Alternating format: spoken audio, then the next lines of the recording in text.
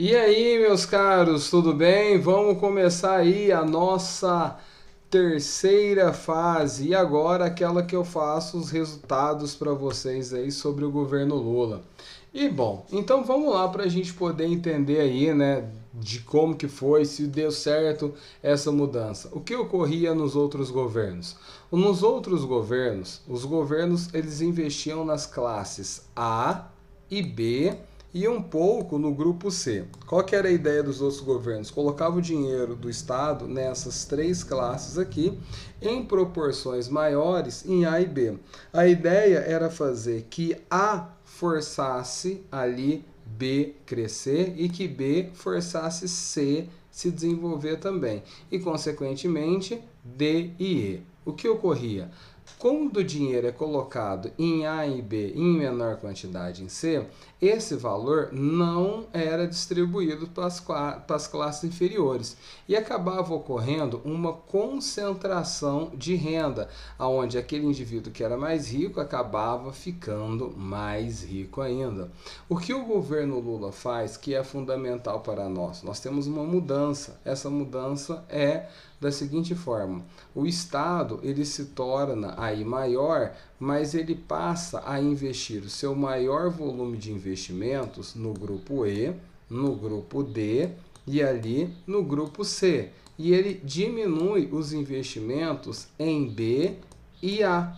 Então, dessa forma, o governo Lula ele promove a ampliação dos investimentos em E, quer dizer, ele está investindo no grupo que menos investiu. Quem é o grupo E? O E é aquele cara que mora no bairro pobre, né? Sem dinheiro, com muita dificuldade. Possibilitou a esse indivíduo, através dos programas sociais, e aí nós temos que falar de todos os programas, né? Não somente o programa Minha Casa Minha Vida ou o programa Bolsa Família, mas os programas também com relação ao curso superior, pois até o grupo E com o ProUni, ele tinha condições de ir fazer uma faculdade. Então, na ideia que esse indivíduo do grupo E, quando ele faz a faculdade, ele tem um emprego melhor. Nesse emprego melhor, ele pode avançar para o grupo C, pois é onde que concentra ali o volume daqueles que estão sendo os aspirantes ali a uma classe média, né, C, ao curso superior. Então, e possibilita também o pessoal do grupo D também atingiu a classe C. Então, a ideia do governo Lula, basicamente, é fazer uma ampliação do grupo C, daí aumentar essa classe média brasileira, né? Também ele não deixou de fazer investimentos nos grupos B e no grupo A, só que esse investimento foi menor. E aí nós temos uma situação de distribuição de renda. Essa distribuição de renda proveniente aos investimentos promovidos pela própria figura do Estado. O que acaba fazendo também que a própria iniciativa privada contrate indivíduos que anteriormente ali eram do grupo E, que não teriam uma possibilidade melhor de emprego. Mas como atingiram o grupo C, eles passaram a ter um curso superior e passaram a ter uma qualidade de trabalho melhor. Assim também no programa do Lula referente à educação, que não só atingiu o curso superior, mas a formação dos IFES, né? Para quem não conhece, são os Institutos Federais de Educação, as escolas técnicas que também têm o curso superior. Então, permitiu o indivíduo de E também partir para um grupo técnico da classe D ou da classe C. E aí nós tivemos essa ampliação de mercado. Bom, vamos verificar isso em dados oficiais, se essa política toda do governo Lula, essa ideia de distribuição e concentrar dinheiro nos grupos inferiores, se deu resultados positivos para o desenvolvimento do país. Bom, primeiro dado aqui é o dado aí que nós temos do Ministério do Trabalho, os dados referentes ao CAGED aí. Então, a criação de empregos. Então, na criação de empregos, como ali nós tivemos um investimento concentrado nas classes inferiores, ele aumentou o emprego também nas classes inferiores. E o resultado de 8 anos do governo Lula, ali se demonstrou como uma geração de empregos de 13.996.000 empregos, contra 5 milhões da era Fernando Henrique, aquele modelo que concentrava os investimentos maiores nos grupos A e B e um valor menor no C, o que já vinha ocorrendo desde lá de trás. Então, a mudança provocada pelo Lula deu aí um ganho na geração de empregos formais. Esses empregos são com carteira assinada. Bom, o percentual de pessoas com renda familiar, com renda domiciliar per capita inferior à metade da linha da pobreza. Então, a população classificada na extrema pobreza. Então, nós vamos ter, em 2003, nós tínhamos 21,3%. E nós tivemos uma queda, né? Então, os resultados ali, investimos nos valores maiores, né? Promover investimentos nos grupos ali D e E, promoveu ao governo Lula, até o ano de 2008, a diminuição das pessoas ali classificadas na extrema pobreza, né? Outro dado importante, né? A evolução da desigualdade na renda domiciliar per capita, o coeficiente índice Gini, que ele vai medir a questão da desigualdade social. Então, por exemplo, nós tínhamos ali dos anos 95 até 2002 do governo Fernando Henrique uma média de 0,598 e no governo Lula nós tivemos a média de 0,561 e com a tendência de queda 0,544. O governo Fernando Henrique, como você pode perceber, ao longo dos anos ele partiu também para uma diminuição da desigualdade social. Porém, essa desigualdade social, ela caiu mais, ela se tornou mais acentuada com as políticas do governo Lula. Não significa que aquilo que o Fernando Henrique fez está totalmente errado. É que o Lula obteve mais sucesso na forma da sua dinâmica econômica aí. Ele inverteu os investimentos. Ao concentrar os investimentos nos grupos A e B, ele fez diferente. Ele concentrou nos grupos inferiores, no E e no D. Bom, e aí a gente vai ver o crescimento. Em 2003, nós tínhamos ali, né, nesse caso, cerca de 37% da população ali no grupo C, né? E depois isso vai aumentando, né? Segundo os dados do IBGE, olha o que vai ocorrer. Em 2008, eu tenho 49% da população no grupo C. E também em 2014, mas aqui já não mais no governo Lula, em cima no governo Dilma, o grupo C, ali a classe C, ela tinha ali 56%. Então ela tinha ampliado a sua população. Assim como também nós tivemos a ascensão de pessoas do grupo C para ali do grupo B e para o grupo B e para o grupo A e B, né? Então, houve a ampliação desses dois grupos, por isso também o governo não deixou de investir. Então, por exemplo, o investimento promovido em E e D proporcionou ao grupo C atingir grupos ali das classes A e B também.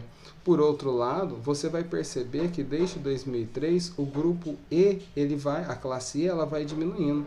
E aí aumentou-se ali o grupo C, ao mesmo tempo também que nós temos uma diminuição também, né, e também de certa forma uma diminuição do grupo D. Muitos ali de E atingiram o grupo D, mas uma boa parte também do grupo D, como do E, atingiram o grupo C. Nós tivemos um fortalecimento da classe média no Brasil durante os governos Lula. E uma classe média com uma base ali econômica maior, com maior possibilidade de empregos, mas também um grupo de classe média que ascendeu proveniente ao ensino superior. Isso foi fundamental aí também para esse grupo.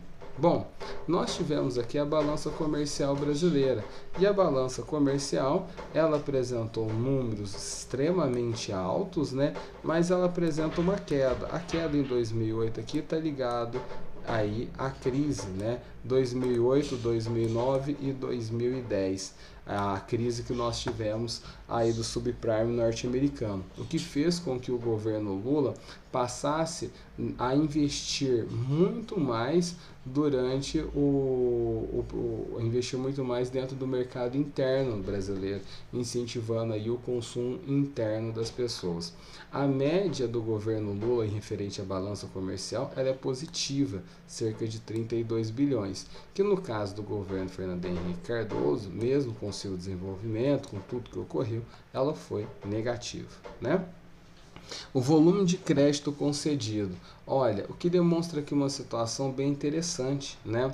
Que o volume de crédito concedido, ele teve uma ascensão no governo Lula, e principalmente pois ele atingiu as camadas inferiores da sociedade. Aí, a dívida líquida do setor público, com a geração de emprego, maior arrecadação de impostos, a economia do superávit primário, durante o governo Lula, nós tínhamos uma dívida pública de 60% e o Lula termina com 39% ali. E nós temos ali a quantidade de cestas básicas adquiridas com salário mínimo. Quando o Fernando Henrique entrou, você tinha um salário mínimo, a aquisição de uma cesta básica. Quando a estimativa, quando o Fernando Henrique saiu em 2002, era 1,42, né? Quando o Lula começou no final do seu primeiro mandato, 1,38. Mas ele obteve um sucesso interessante, porque no último ano lá do seu governo, nós temos aí, com um salário mínimo, você comprava 2 cestas básicas, 17. O que significa isso? Que o poder de compra do trabalhador aumentou, o que proporcionou a ele uma qualidade melhor de vida também. Bom, em relação à dívida externa brasileira, a gente tem um resultado positivo, muito porque nós pagamos a dívida relacionada ao FMI. Lógico que nós temos dívidas aí com outros bancos internacionais, mas o nosso maior pedaço estava nas mãos do FMI ali. Inclusive, né, é o resultado das nossas reservas, porque quando o Lula entrou ali em 2003, ele tinha 49 milhões de reserva e os outros 28 bilhões que era referente aqui, galera, aos empréstimos do FMI. Ele fez uma antecipação, pago, devolveu um pouco para o FMI, manteve ali, e aí depois, em 2005, ele devolveu todo o dinheiro para o FMI e antecipou o pagamento da dívida.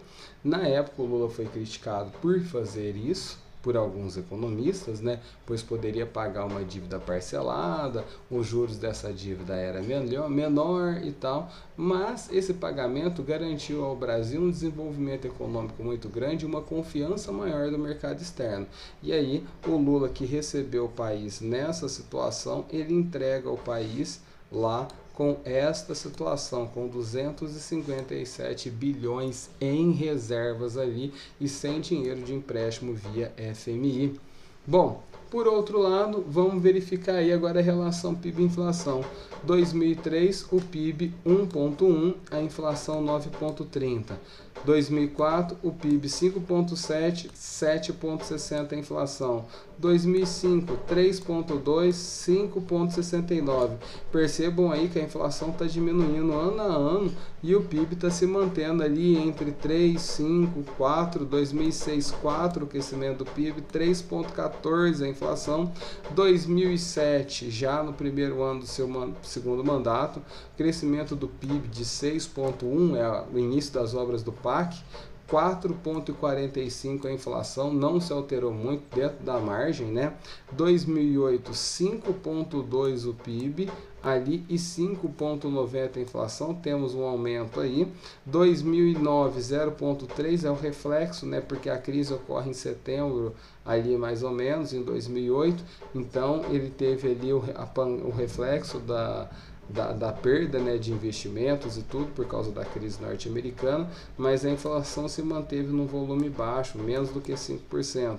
E 2010 aí, o crescimento do último mandato do governo Lula, uma recuperação excepcional, nós tivemos 7,5 o PIB e a inflação 5,90. Meus caros e ilustres alunos, nesse momento estamos encerrando o governo Lula. O governo Lula obteve uma prosperidade econômica muito boa, ele obteve um sucesso. A sua mancha está vinculada aos casos de corrupção que ocorreram no seu governo. Porém, diretamente à figura do presidente Luiz Inácio Lula da Silva, nenhum caso foi confirmado e transitado e julgado ali nos tribunais. Todos ainda passam por um processo ali de investigação. Mas, com relação à economia, é nítido, é inegável aí a gente falar que o governo Lula, aí como sindicalista, produziu sucesso com relação à economia. Até mais, gente.